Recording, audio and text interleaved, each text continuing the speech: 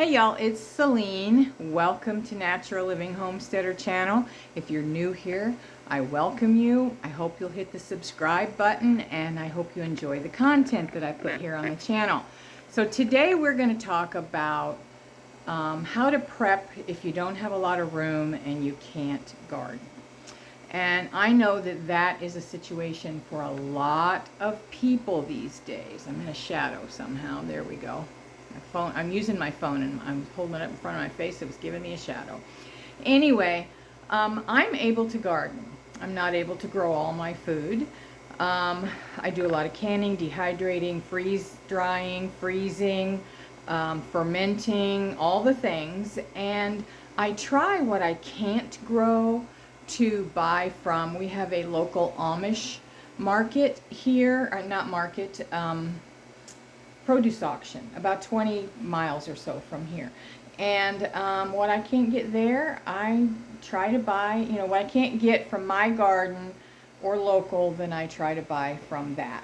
And again, a lot of canning and preserving. But maybe that's not your case.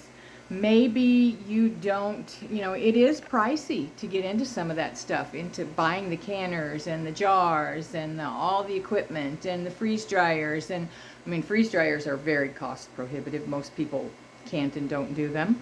And I get that. Even dehydrators and things like that. Maybe you're on a fixed income and that's just not it. I have a friend who's a prepper, but she hates the preservation part.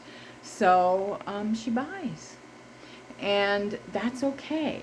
And again, if you're on a fixed budget and you can't spend a lot of money, that's understandable. If you can garden, garden. If you have a yard, you can do raised beds, you can do containers, you can do totes, you can do buckets, you can do bags, you can do anything. Get started. I encourage you, unless you have a physical handicap, grow some of your food. Get started. Learn how to garden. There may come a day when that's what keeps you alive. I know that sounds dramatic, but who knows? Anyway, learn how to garden. Even if it's in a 5-gallon bucket. You're not going to feed your family from a 5-gallon bucket, but you'll get some knowledge. And that's what's important, is learning. You don't want to learn when you need it. You want to learn before you need it. So if you can garden, garden. If you have a patio, do some containers. Figure it out. Learn how to garden. To quote Jess from Roots and Refuge channel, she says, make your waiting room your classroom. Don't wait till you've got the ground. Don't wait till you've got the animals. Learn now so that when that happens, you're prepared. Okay, so let's say none of those things are possible for you. You live in the city and you live in an apartment and you share a landing, an indoor landing, or hallway or whatever, with 4 other people, and it just, you have no balcony, nothing. Okay, so you can't do it. And that's a lot of people. But you can still prepare. Every time you go to the store, buy extra. Even if it's $2 worth. You can surely swing that.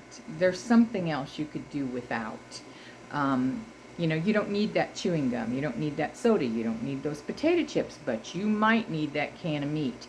You might need that can of vegetables, or that soup, or that tuna, or beans and rice, or whatever. If you don't like it, don't buy it. Only prep with the foods that you eat already, so that it's not a challenge to figure out how to cook with them. It's not a challenge to force it down. Okay? If times are really that hard, you don't want to hate the food that you're stuck eating. So think about that. But you should have cans of soup, cans of beans, if you're not able to do those things. Dry beans and rice, if you like them. Lots of pastas and sauces and things like that. So you buy an extra jar of sauce and an extra box or bag of pasta a couple of times a month. Or, whatever you can swing more. If you think you can only afford one thing of sauce and one thing of pasta, you can do 2 things of pasta. You could do a second thing of sauce. You could do an extra can of tuna and cut out some of the junk food. Cut out some of the, if you smoke, cut out a pack of cigarettes. If you drink, cut out a 6-pack. There's almost no exceptions to that. Even the most tight budget, you could swing a couple of extra things every time you go to the store. So, and maybe at the end of the month you can't, but at the first of the month you can. So that is my recommendation with that. The next thing I hear so often is, I don't have any room to put this stuff. I live in a tiny little apartment or a very small house, or we don't have any extra rooms. We are like to the rafters here. My daughter lives in the little apartment that's attached to our house that my mother used to live in, that my husband built for her. And we had planned on using that as our storage, my canning kitchen, for my freeze dryer. I don't know if you can hear the freeze dryer in the background, but I'm sure you can hear that humming in the background. That's my freeze dryer. It's right in the middle of my dining room. It's a royal pain in the butt being there. But until my daughter and her husband and family can get on their feet, that's where it's going to be. You just make do with what you got, and do what you can. And that's what this video is about. Do what you can. And don't use the excuse that you can't, because that's going to bite you in the butt someday. And then you'll wish you did, and you'll want somebody else to take care of you, and they're not going to do it. So you're on your own here, kiddos. Start prepping. If you don't, if you do, step it up. So anyway, let me show you. Again, we are space challenged. We do have a very tiny spare bedroom, and it is our only storage. Well, we've got the garage, but for decent thing, I mean, the garage is a mess. My kids have a whole bunch of crap in the garage, so there's our storage right there gone. So we have to have a lot of storage in here, where if we could use it all for food, but we can't because that's our storage too. So it has some food and some whatever in there, and it's full to the rafters because of that. So let me show you what I do with the overflow. So I'm going to turn you around here. Okay, speaking of overflow, there's old lazy gypsy. Yeah, she's like, what? I was sleeping, leave me alone. Okay, so, oh, and it's not Christmas, it's July, but I love my tree so much, and honestly, I didn't have anywhere to put it. I just left it up and changed the decor to just kind of rustic, primitive, whatever. So anyway, I have a pretty little cabinet that used to belong to my grandma, and that is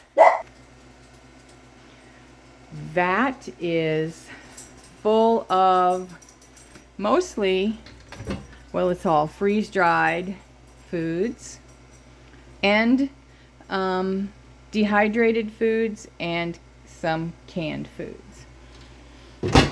And the same with the bottom.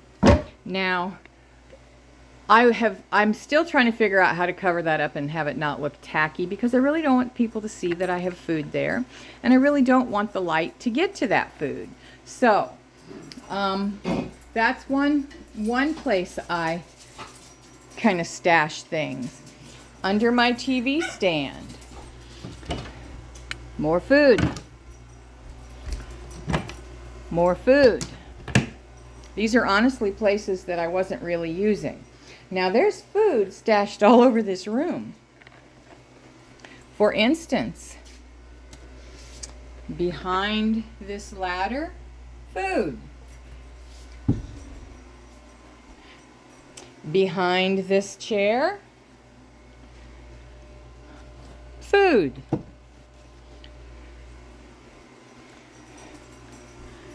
Now, my couch isn't tall enough to be able to stash anything under. I could get like flats and lay like cans of soup and stuff over, and I never even thought about that. That'll work. I'm going to do that. But that would work. I have a decorative chest here that I think has a few blankets in it. It's been years since I've opened that thing. I could fill that with food.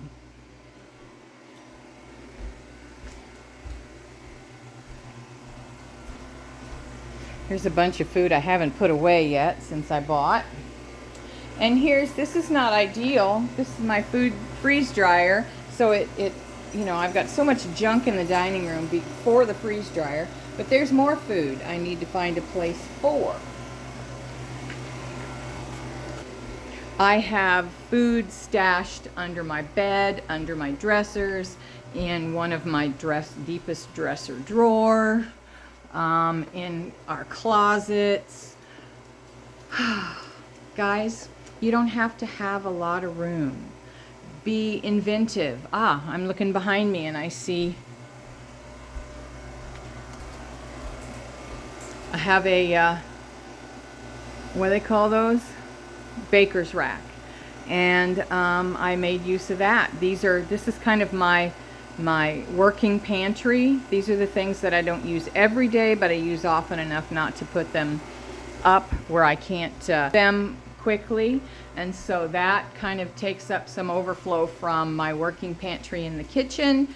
And yeah, you just have to get creative. Don't let space be a reason you're not prepared for hard times. Even if nothing ever gets worse, guys, it's really I'm afraid it's gonna get much worse. But even if that doesn't happen, inflation, holy cow, inflation.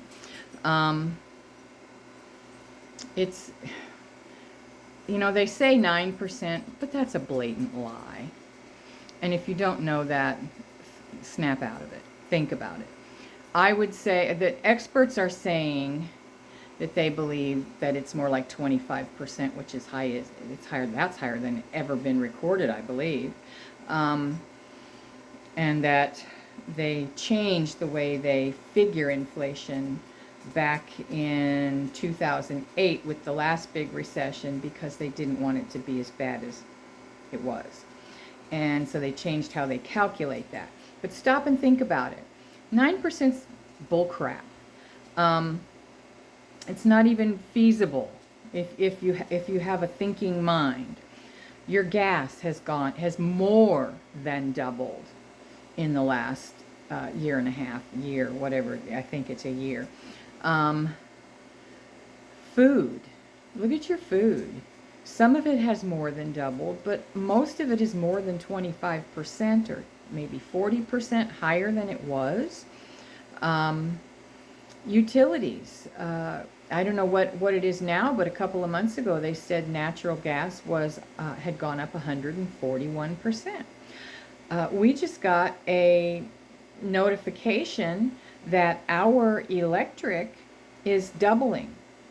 So our natural gas went up 141%. Our electricity is going from 5 point something kilowatt hours or however that's figured to 10 something kilowatt hours. So that means our bills are going to double. They're adding more and more service charges and delivery charges and all that kind of stuff. So how can that be 9%? They're liars. And guys, it's not getting any better tomorrow. Hopefully next year, but I'm afraid it's not going to be better next year. There are too many things piling up everywhere you look in the news. Things are happening. Things are going bad. Things are going south. Countries are having problems. This is not just our country. It is worldwide. So, each country is going to be on their own. And let's face it, our government doesn't give two craps about us. So if they did, they'd be doing a much better job and we wouldn't be in the place that we're at. Gas wouldn't be as high as it is. Inflation wouldn't be where it is. They wouldn't be printing money as fast as they can print it. And making us go broke faster than we can see straight. So stop the excuses. While you can still help yourself. Buy extra cans. If you can garden, learn to garden. That may not be your salvation right now, but it might in a year or two. Seeds. Buy seeds. Save seeds. Learn how to do that. Seed saving, there's some tricks to it.